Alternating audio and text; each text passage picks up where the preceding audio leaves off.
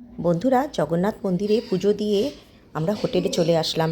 এখানে এসে ব্রেকফাস্ট সেরে তারপর চেঞ্জ করে আবার সাইট সিন দেখার জন্য বেরিয়ে পড়লাম। তো এখানে কাছাকাছি একটা রাধা মাধবের মন্দির আছে, খুবই জাগ্রত মন্দির, জানো তো বন্ধুরা। তো এই যে দেখো, আমরা চলে এসেছি মন্দিরে। তবে মন্দিরের ভিতরে বিগ্রহের ছবি তুলতে দেয় না।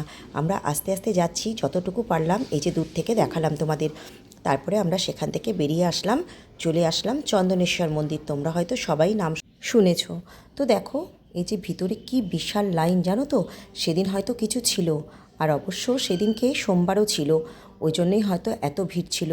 অনেকটা লাইন দিয়ে আমাদের মন্দিরে ঢুকতে হয়েছে, দেখেছো কত ভিড়। এই যে ভিড় ঠেলতে ঠেলতে যাচ্ছি আমরা।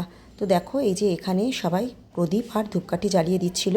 তো তারপরে দেখো, এই যে আস্তে আস্তে মন্দিরের ভিতর ঢুকলাম বাবাকে দেখার জন্য। তো এই যে অবশেষে বাবার দেখা পেলাম। খুব সুন্দরভাবেই ঠাকুরমশাই পুজো করে দিয়েছিলেন। পুজো দিয়ে আমরা আস্তে আস্তে বেরিয়ে আসলাম।